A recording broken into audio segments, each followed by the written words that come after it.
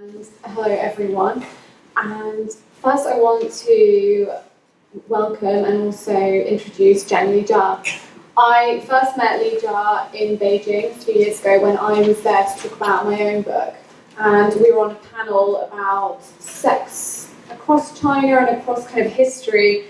And Zhang had not completed her book yet.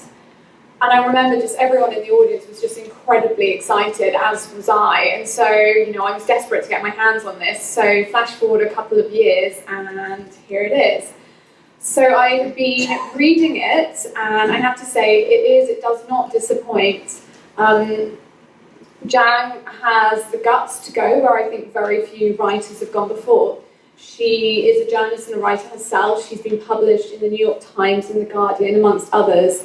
And she's also the author of a work of non-fiction entitled Socialism is Great, with an exclamation mark, which I think is quite key. This was a biography of her life prior to writing, charting growing up in Nanjing and her time working at a Chinese factory, as well as her participation in the Tiananmen Square protest. And Lotus is her first foray into fiction. So I'm assuming some people here might know a bit about the book, but it is about prostitution. It is set in Shenzen, which is called China's kind of ultimate sin city. And there are lots of bits which will make you feel shocked, they'll make you wince, they'll probably make you want to cry, but it's also got a lot of humour, and it's a pretty tender look at this very raw subject. And most importantly, I think it gives a face to prostitution. I don't know how many people in the room have been to China, but I don't think you can go without walking past massage parlours, hair salons and things and saying, is that actually where you get your hair cut, or does something else happen? And what is life like for these people who live there? I wasn't that sure about it myself, but I feel like you've really demystified it. And at the same time, it's kind of structured where it feels still like reportage. So it's really a very informative kind of snapshot of Shenzhen and China and the life of prostitutes. So I read somewhere that you said it was about 12 years in the making. So I think my first question would be, since you first started to research the book and now, what has been have there been any remarkable changes? First of all, thank you for the very kind introduction, and thank you everyone for coming. Yes, there are lots of changes. For example, now to some reason I just read my earlier drafts. They are just far too journalistic, for example. And for me, there was. I'm glad you pointed out that this is purely work of fiction, not another memoir based on personal experience. I've done lots of things, not prostitution yet, intellectual prostitution probably. I tried to sell my articles a few times over. But for me, prostitution touches on some really most serious issues, facing China today: migration, rural-urban divide, the growing gap between men and women, and the tug of war between tradition and modernity. I come from a journalist background, so my earlier draft was just really embarrassing. Sometimes I would kind of dump pages of background information, for example, explaining Hukou, which divides China's population into rural and urban. And another point I remember, I was explaining, the Cultural Revolution in brackets. It is mad movement, launched by Chairman Mao, starting from 1990s, 60s to the end of 1990s. But this is kind of a true journalist language. It doesn't quite work. And also another big change in the earlier drafts. I started to write after I interviewed a lot of women. But I try to make friends with them. It's really difficult to make friends with sex workers. But for a writer to write a book about prostitution, just the outline of their life, or even some detail, just not enough. I really need to know every, nitty-gritty details of life. So that's the early draft of why it took me so long. So for example, I did lots of research. I worked for NGO. Yes. So I also I did other jobs in between as well, but it took me really quite a lot of efforts. And how did you make friends? Because there's a lot of detail here. It does feel very authentic. Like you've literally gone into their bedrooms. Yes. For example, I was in Shenzhen. I was in Dongguan. When I traveled in different parts of China, I would just find girls to interview. Like for example, in Shenyang, which is the industrial rusty belt, quite a few women, working girls, formerly laid-off workers. So what really made a difference for me was to work for NGO based in Tianjin, was trying to help female sex workers. So I spent lots of time there, and my main job was to distribute condoms, and I walk around with full-time staff of the organization, and I think she was amazingly good with her job. And she, prostitution is illegal in China, so many working girls would operate from massage parlor, hair salons, and such places. And so we would walk around, and she would just chuck condoms at them and leave, and she would sit down and have chat with them, and she would always kind of compliment on their hair, on their chest, and particularly her chest, and she would say, "Wow, what a great pair of melons, are they real?" I just couldn't believe that she was there, and it was really funny. And then I realized that she used this kind of language, that they trust her. And so they would just sit down and tell her their stories and so on. So slowly I made friends this way. Some of them shared very insightful details with me. And none of the characters is based on real life character, but many experience and details are real. Okay. And in terms of the condoms, because that is a theme that recurs throughout the book. They don't seem to often use them. What is going on? Like, what is the kind of lots of these women, at least the ones in your book, they don't have much education. Do you think it's improving, that knowledge of STIs in pregnancy? It is improving, but unfortunately, because for many sex workers, especially those working in the middle or low class places, police harassment and police violence poses the biggest threat. And condom is often used as the hard evidence, so they would hesitate to use them. For example, I met a lady working for UN Women, and they tried to give sex workers a free female condom, but they were refused because they said in case of emergency they will swallow the condom, but the femidom is simply too large to swallow. And something. Okay. But Lotus itself, you dedicate it to your grandma, and you mention that you found out on her deathbed, was it, that she was a sex worker back in the 1930s or 40s? Could you expand on that? Yes, I mentioned this is not another memoir based on personal experience, but there is a strong personal connection. In March 1998, just really right in front of my grandma's deathbed, I learned my mother told me my grandmother was a sex worker was a prostitute in her youth. I was shocked. So I guess you don't associate your grandmother with a prostitute.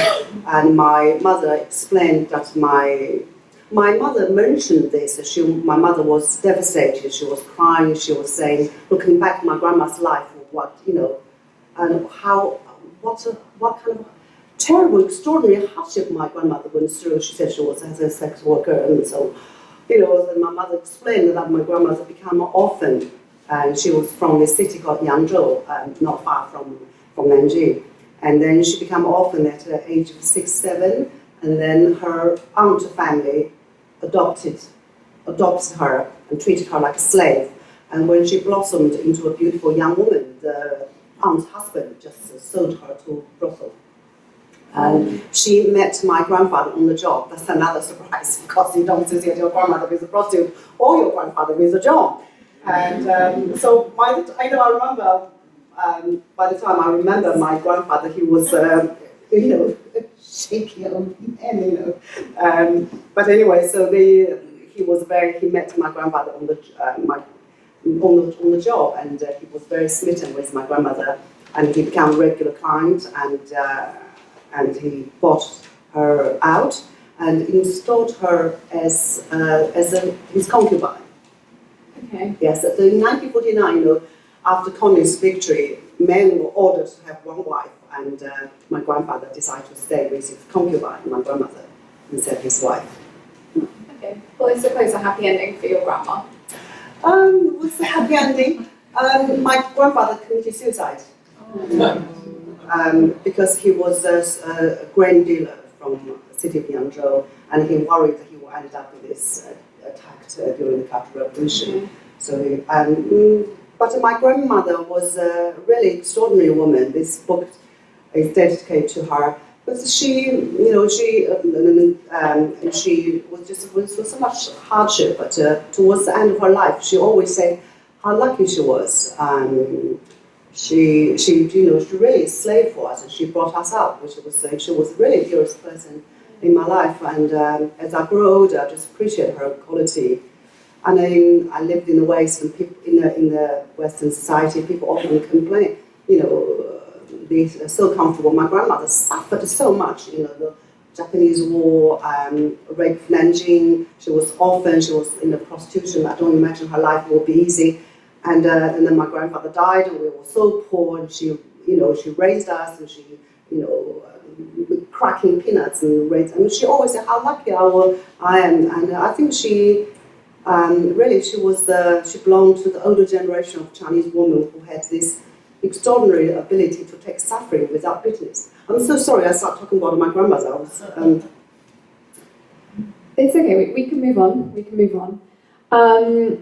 So you briefly mentioned at the beginning the prostitution, that you can learn a lot about China through prostitution. Was that what drew you to the topic? Yes, I think so too. And I also think that a brothel is not a bad place to stage a novel, because in the end, at the heart of many human drama is in moral conflicts. Yeah. They often know they don't particularly feel proud of what I do, but they have to make a living. For many, I would say, for many women who live, apart from the women working up-class prostitute, vast majority of women enter the trade on their free will, but were often obliged by some very unfortunate circumstances. For example, having been dumped by a husband, having lost a job, having some family members falling seriously ill, falling for the wrong man, falling pregnant, and some often very desperate situations. So, for many women, prostitution is one of the few, or probably only option they have. Do you think that the gap in treatment between men and women in China is getting worse? It is getting worse. This leads to a big question: why prostitution is growing so rapidly? Because I think there's 10 million sex workers or something. Yes, yes. I mean, who knows what the actual official number is? But my personal guess is more than that. Would you? Yes, because there are every single city, small, big. Yeah. There's always kind of unlabeled red light district. Yes. So in 1949, the government shut the brothels, educated, reformed the prostitute, and it seemed that this human trade was wiped out.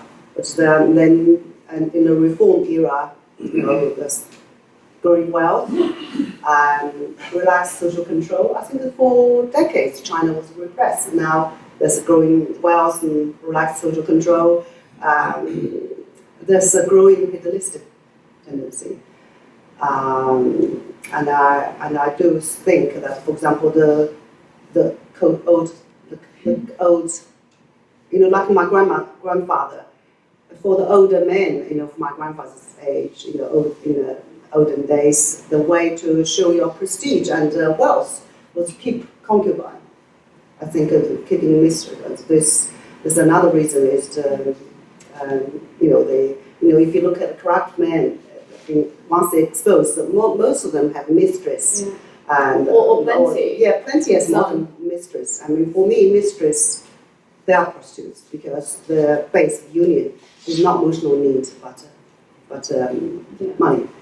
Yeah. Well, I'm going to move on slightly. I mean, we'll obviously return to the sex trade a lot, but obviously one of the kind of another character in the book is Shenzen in lots of ways. And so I thought to kind of like open this bit, I thought it might be nice if you just read a teeny bit from the beginning of chapter 3, where I think you do get quite a sense of both the lives of these women as well as the city itself. Right. I'm going to read, really honestly, I'm not very good with reading. My children always laugh at me.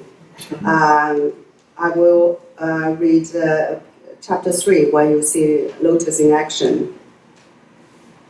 Standing outside the Moonflower massage parlor with 3 other girls, Lotus flashed her red smile at every passing man. She leaned against the glass front of the parlor, one leg bent like a crane's. Luring in the client with sweet and oily words consumed a surprising amount of energy. I'm promised action, so I'm going to move forward a little bit. There's one word in China, there's a degrading term to describe female prostitute called ji, as the same word as chicken.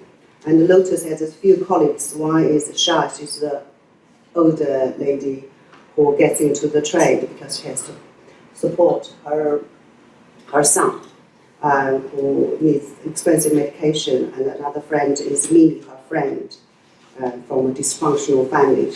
And another girl who is sold to prostitution for little Jade. As the evening deepened, the street became livelier. 3-wheeled vehicles and motorbikes rattled by, stirring up dust on the narrow, worn-out road. Peddlers selling ice lollies, pineapple on sticks, and meals in boxes shouted to passers-by. In the distance, a train rumbled along towards the nearby East Station, where slow trains stopped en route to neighboring provinces. Every day, trains brought in more migrant workers from the poor interior. Most of them would end up at construction sites or in factories. Sing-song invitations floated up from the girls on the street. Big brothers, massaji, cheap cheap. Come here, we have big-titted, juicy girls and the best massage in town. The word massage, massaji, always come out in 3 long, caressing syllables. Massaji. Lotus spotted 2 tall men in their 30s, dressed in suits and ties, strutting along the street. No wonder girls were calling out so loudly. They were a better catch than the usual small fry. Pulling down the padded bra that forever rolled up her flat chest, Sha leaped up onto the road and seized the men by their wrists. Come, big brother, this way, good service, any service for you. The thinner and taller of the 2 men, who looked like a scarecrow, shoved away with a chuckle. Big brother, you think you are younger than us, huh? Sha's heavily made-up face hardly changed color as she followed the men. Brothers, having to her to say, old Ginger is hotter. Hey. I'll let you to find out the juicy details yourself. So as you can tell from that passage, you've got you've got the street vendors selling food, and then you've got the prostitutes. And what I'm interested in is how much is this city defined by the sex trade? And there are other bits that weren't in the passage where there are slogans all over town about anti-STI slogans. I mean, is Shenzhen? Can you escape the sex trade in Shenzhen? Well, I guess if you don't close your eyes, you will just see it's a sex industry is huge. As a general, I mean, as I mentioned, sex trade, red light district exists in every city, and just general rule is the more prosperous, the more developed the sex trade is, and particularly Shenzhen, it's a new city. It just crossed border from Hong Kong, and there are lots of businessmen going there. And some of them keep their mysteries, and there's even a village called Arnaicun Mistress Village, and sometimes businessmen go there. They hire prostitutes for a few weeks, for a few months. They call them a bopo. And they are a bit more high class. So, and I get this is I choose Shenzhen.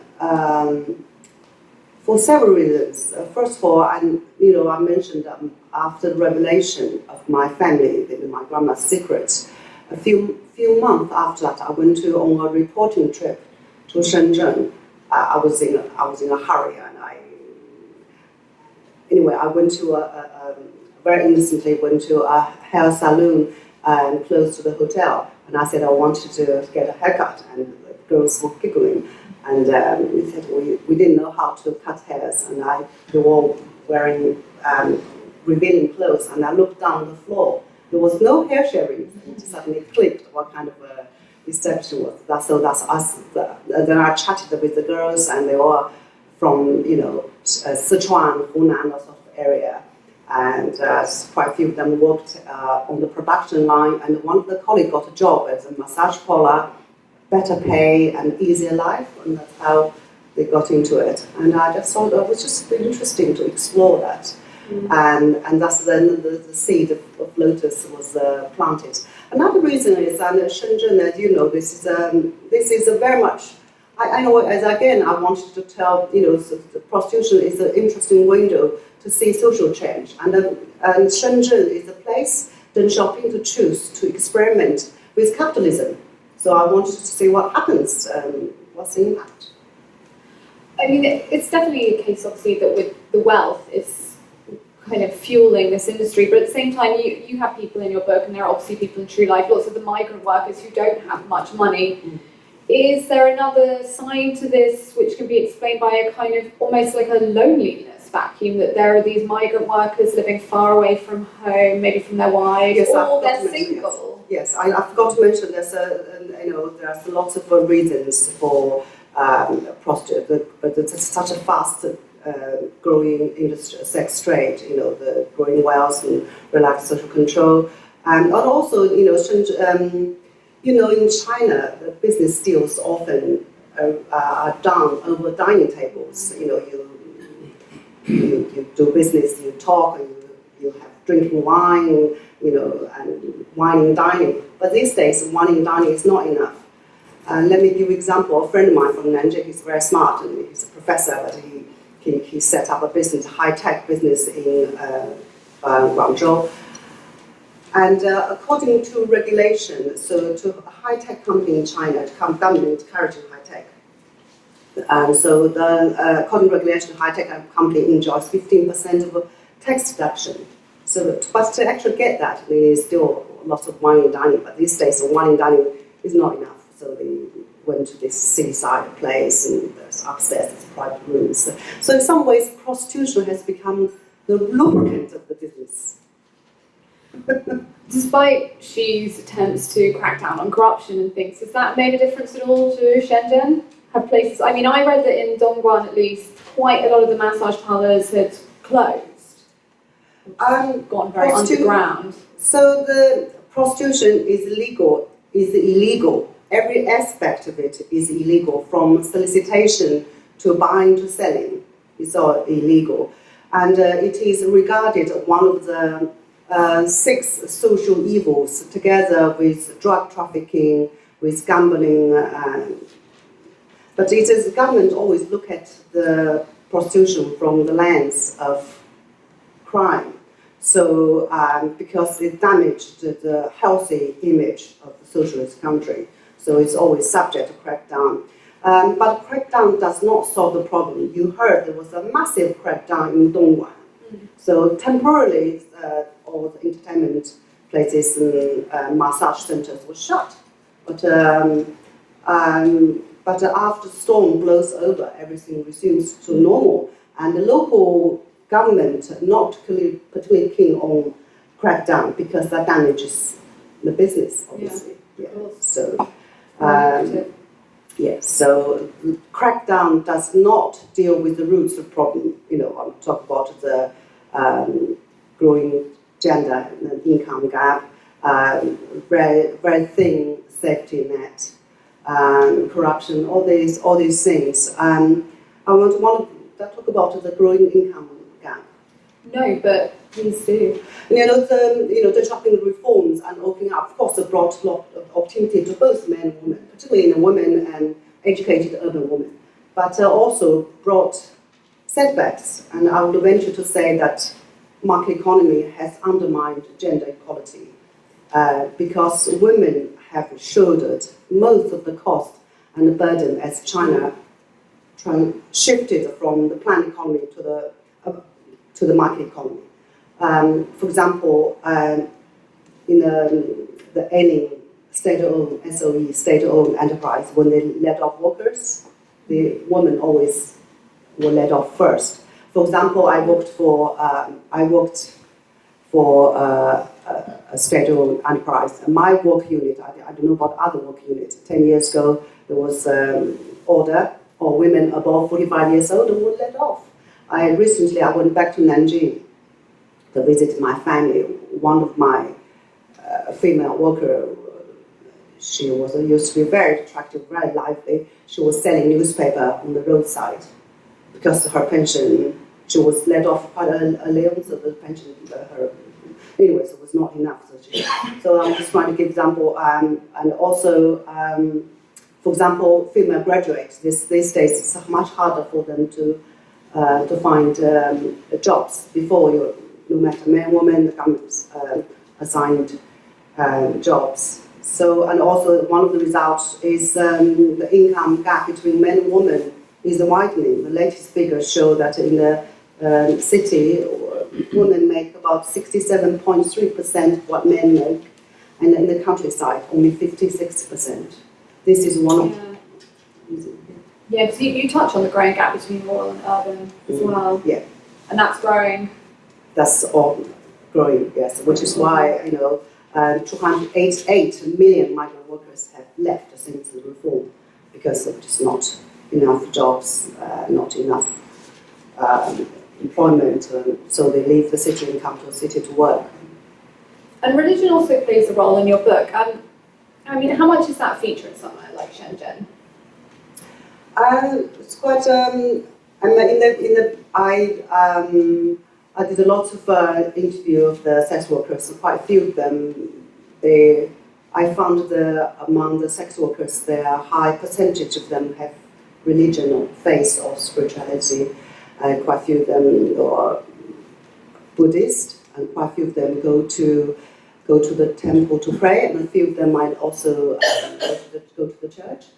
And I was quite intrigued by it. I tried to do some research, and I had very little information about this. And then I read there was quite a few papers in Thailand about among sex workers. That's the situation. I think for me it makes perfect sense because religion is something people tend to when they deal with their emotional turmoil. So, and I think religion offers a ritualized purification. And my own grandmother was a Buddhist, a devout Buddhist, and that I'm sure her faith has helped her a great deal in going through the hard times. And little wonder that my main character, Lotus, is also a Buddhist sex worker. It definitely makes sense, the link between sex workers and religion. Were there any assumptions that you went in on at the beginning of your research that you found to be incorrect? For example, I saw that you often read about the sex industry in China, the young women, but they're not always young. And when I worked at the as a volunteer for this NGO.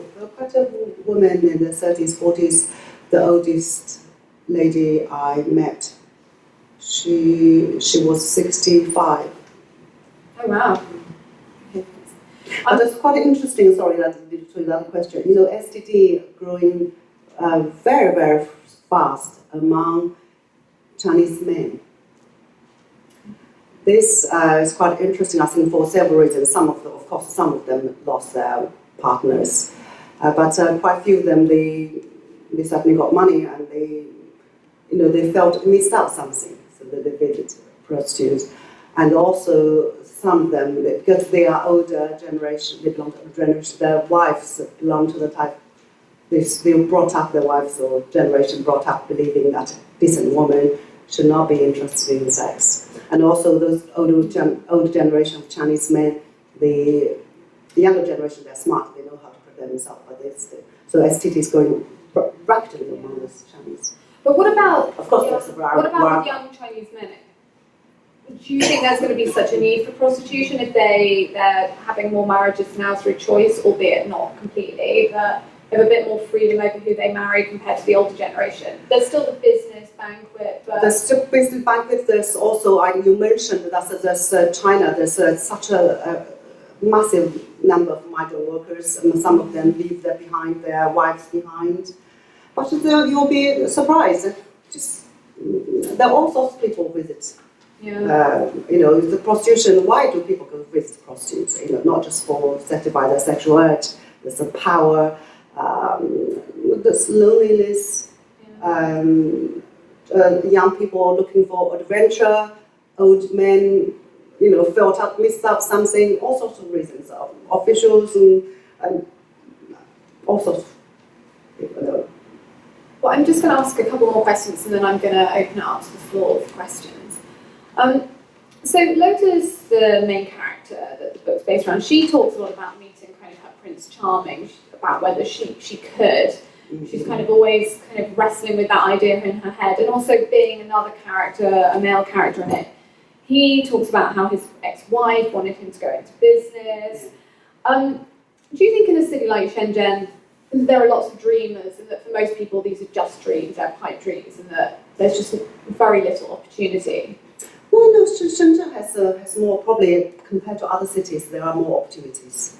Definitely, yes. It's a very young migrant city. Most of the people are very, very young. And certainly it's new and very dynamic.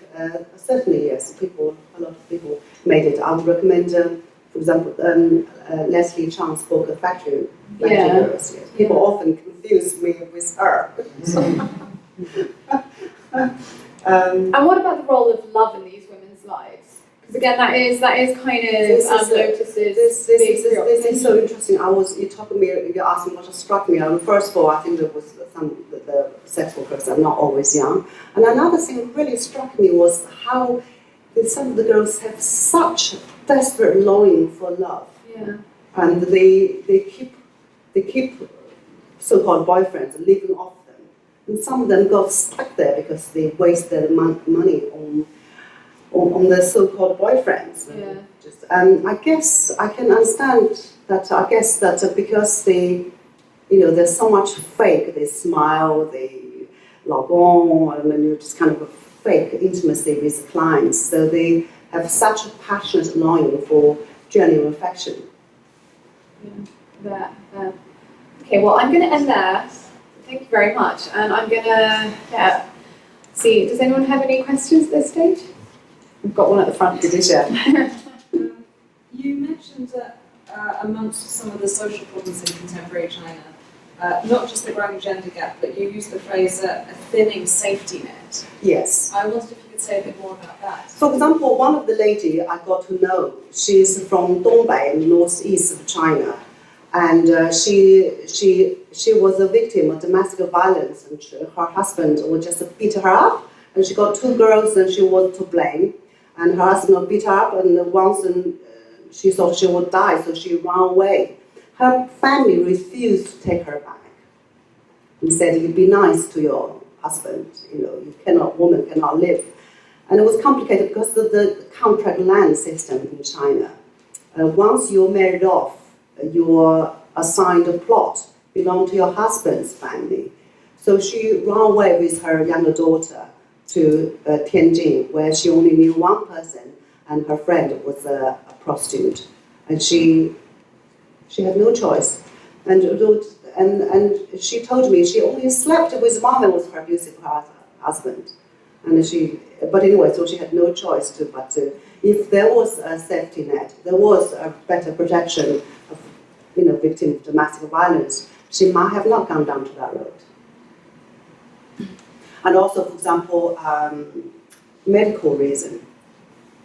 I've seen, and that's quite sometimes family falling seriously ill. You have to borrow money, and they will go to. Where's Caroline?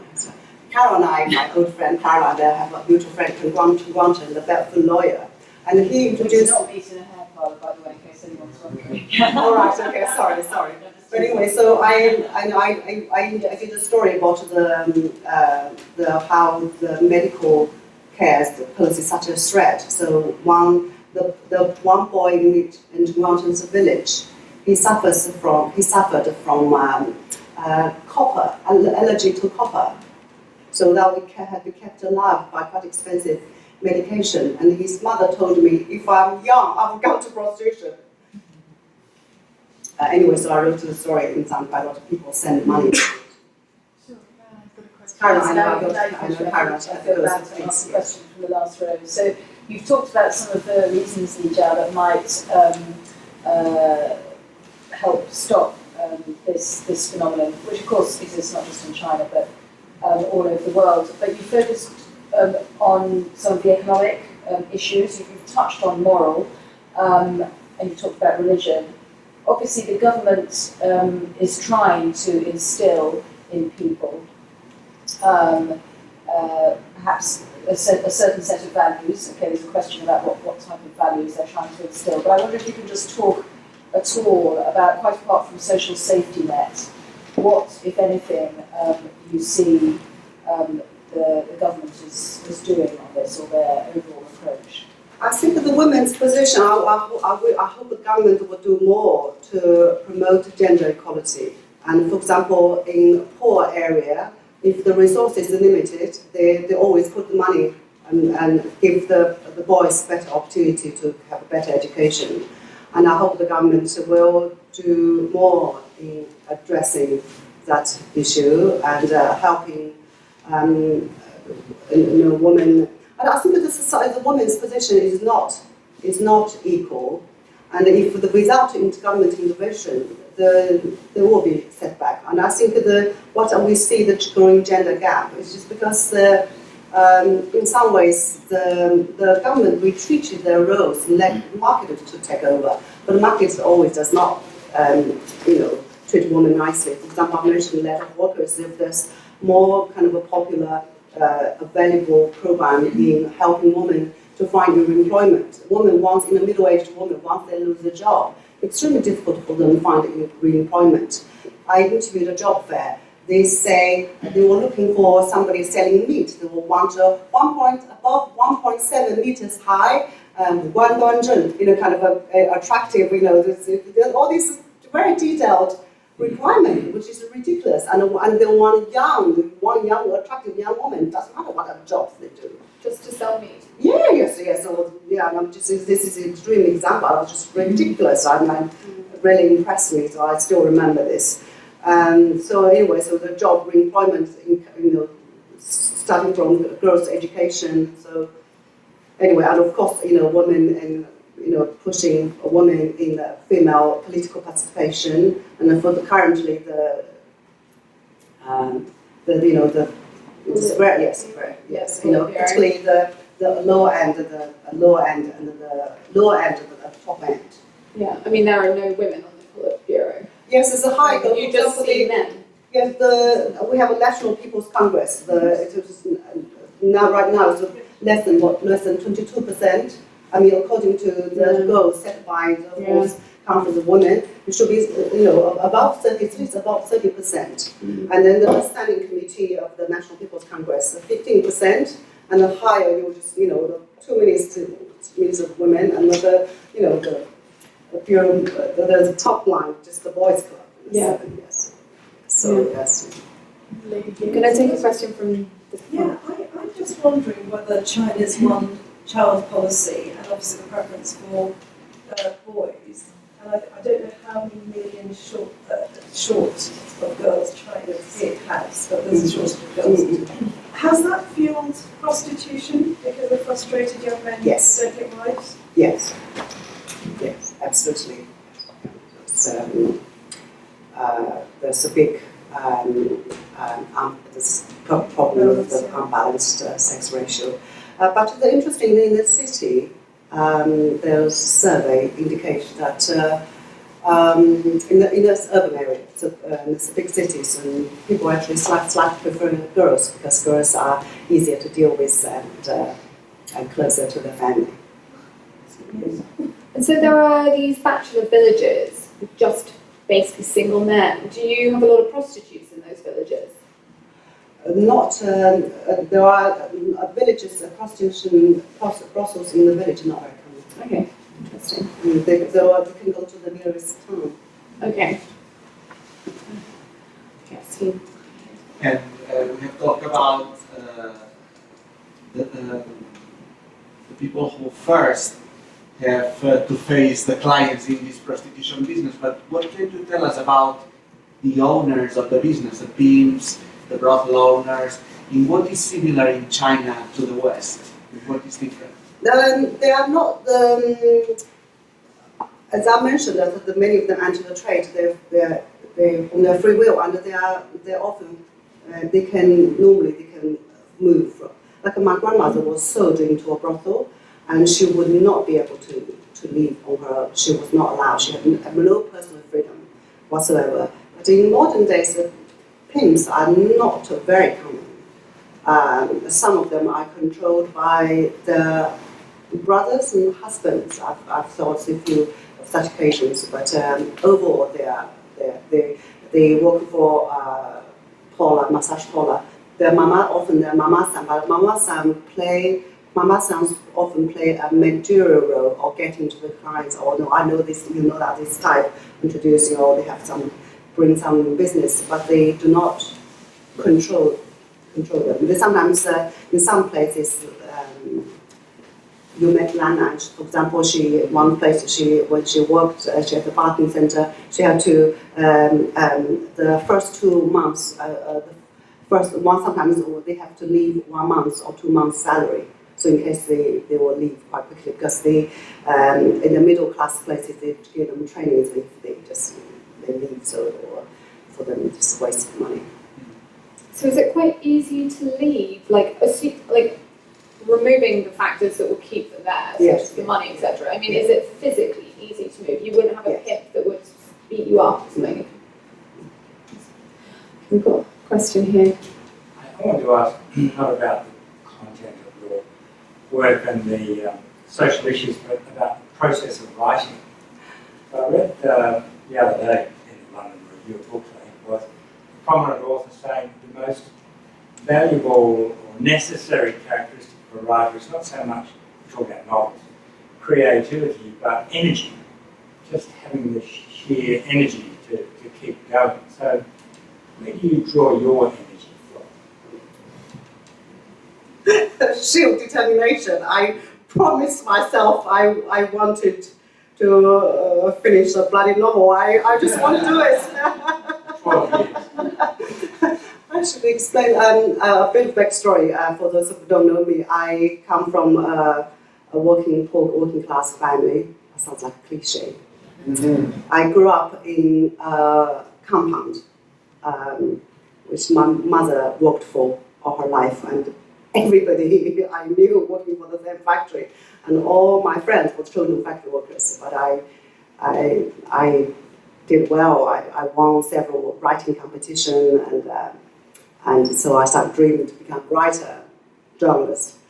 And but I was dragging off school when I was 16, so I stuck at the factory for 10 years, and I hated my life. So I started to teach myself English.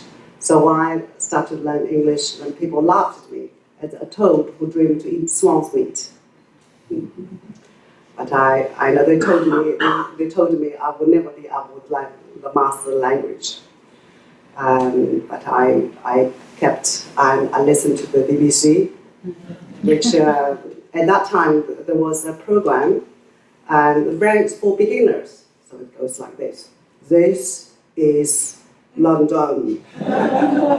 And at that time, it was listening to foreign stations. Was government didn't like that. They lots of interference. So every night, I glued my ears to the correct sound of the BBC, which opened a new world to me. Thank God it wasn't Radio America. So anyway, so I was determined. I promised myself I wanted to master language because I sounded quite different. I'll give you an example. Merry Christmas and Happy New Year. That's what I would often, riding a bicycle in a dark street of Nanjing, talking English to myself or singing carpenter songs. I speak English very loudly, like many Chinese, then when their English is not very good, they speak very loudly, as if sheer volume will compensate the lack of fluency. That's like the English in France. And I went to this English corner. In every city that was in China, just in the English corner. And there was very few foreigners who were Chinese or interested in learning the language would get together. And when some foreigners would pass by, we'll physically grab them and ask them, "Where are you from?" And ask them very personal questions. "Are you married? How much money do you earn? How many children do you have?" So now looking back, it was so embarrassing. We asked these kind of inappropriate questions, but we were so keen to learn. But anyway, so back to your question. I was, and then I always feel sorry I didn't have good education. So I was very fortunate that I got into Goldsmiths and learned creative writing. I was absolutely fortunate to have Blake Morrison as my tutor. So he wrote a book, I don't know if you come across, called When Did You Last See Your Father?, which is a memoir about his father, who was an ordinary village doctor. And it was just this is a memoir, but written in such a way, and it's so engaging, reads like a novel. And in fact, indeed, he borrowed the fictional techniques, setting the scene, character development, sense of suspense, setting the scene properly. So I was greatly inspired, and he was very kind and went out of the way to be helpful. So after that, by then I finished the draft of my memoir called Social Disgrace. So after I took my master, I went back and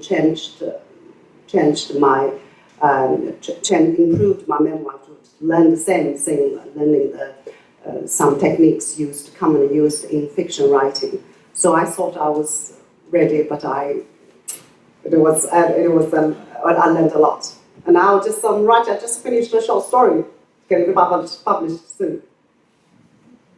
Got a question here. My question was also about the writing process. When you write, do you think in Chinese and then in your mind put that into English before you put it down on paper? No. Or you write in English, but if you write in English, does that influence the authenticity of the Chinese voice that's coming through? I don't know, but I don't think of the Chinese words and translate equivalent of English. No, I just wrote in English. And again, that's a backstory to tell. In 1991, in the end of 1991, I was living in Oxford, and a Chinese company, publishing company, invited me to write a book about a Western image of Chairman Mao.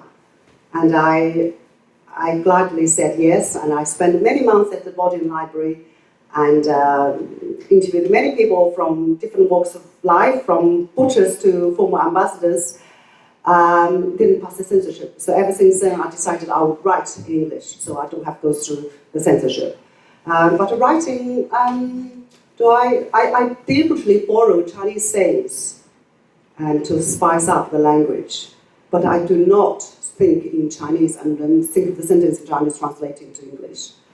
But as a result, I guess it's a very personal thing. My editor from Macmillan, Harry Hort, loved my language, and she felt there's a freshness. But there are reviews, I have great reviews as you mentioned, but a couple of them did pick on my English. One of them said, reads like a Chinese translation. So anyways, I'll let you judge.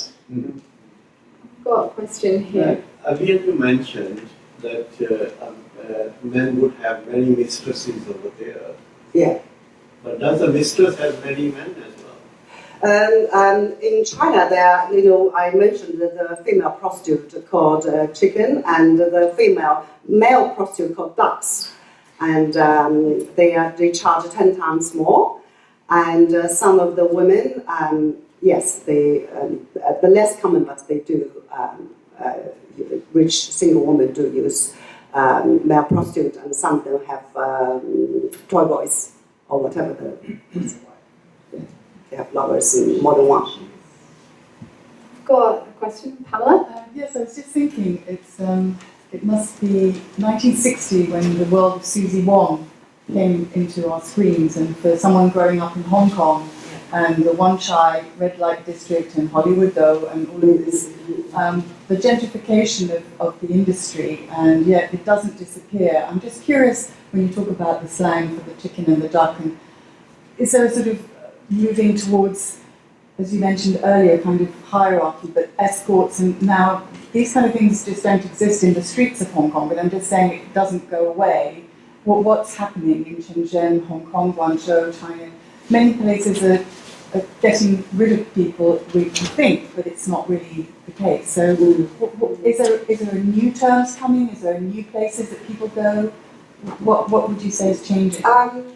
Maybe this also you should address the issue of the different. There's a huge hierarchy of prostitutes, and as I mentioned, talking about the terms, the chicken is a really degrading term, and in some local areas there are some, but generally speaking, chicken is quite a commonly used word. And there's a huge hierarchy. Or another point I forgot to mention, I mentioned that, but in the high class it was life choices. And also for example, university students, some of them even offer themselves as mistress to pay for the tuition fee. And they just see that as a quick, easy way to make money. And the vast majority of them live in kind of middle, low-class places in a hair salon, massage parlor, and of course, some of the high-class ones also operate from five-star hotels and bars. There's in Shenzhen, there used to be a Sunshine bar in one of the grand hotels. And then there's the really cheap ones that will function, they roaming in the street, they don't belong to anything. They often work in pairs for safety reasons. I was going to say, yes, for safety. I mean, has it improved for their safety, for their health as well? Because, there are still cases in Hong Kong of prostitutes being murdered in hotels, they go and disappear. Yes, I think anywhere in the world, in China, they're targeted more than ordinary people, because lots of people think their money, they are morally loose women, they deserve to be punished. There was a horrifying story. So the cheapest ones, though, they're off working at the construction site. They help out cooking during the day, sometimes in the evening, they're almost like a communal life. So there's a huge hierarchy. I'm talking about they often for the victim of the crimes. Just 6 months ago, there was a guy have you heard of the red dress case? There was China's Jack the Ripper, what's the term for that? And then this guy targeted prostitute dressed in red dress. And then he serial killer, yes. And then he cut out the private parts. He obviously mentally sick, but he targeted. China's Jack the Ripper. Yes. Okay, well, I think we have time for about 3 more questions, so I'll take one. You said that the prostitutes don't use condoms because it's not allowed. They do. I mean, just usage. The low class prostitute, the usage was. Yes. It's hard evidence. Yeah. But they do use. Yeah, they do use. But before the situation is improving. Before there was, you wouldn't believe this. In a way, I was talking about just a few years ago. Some women, sometimes their boss telling them, because they are educated, their mamas are saying, if some of the clients will try to wiggle out of it, just offer more money. And so we just say, they look all right, they just go ahead. But they are now, I think the situation is improving a bit better. And another thing I should mention is this NGO is one of the few of such organizations in China. In China, it's very difficult for NGO to exist, and let alone NGO of such sensitive nature. So this particular NGO, I know, they have to register as a company and pay tax. In Wuhan, there's a woman trying to, offer help to female sex workers, and she was constantly hustled by policemen.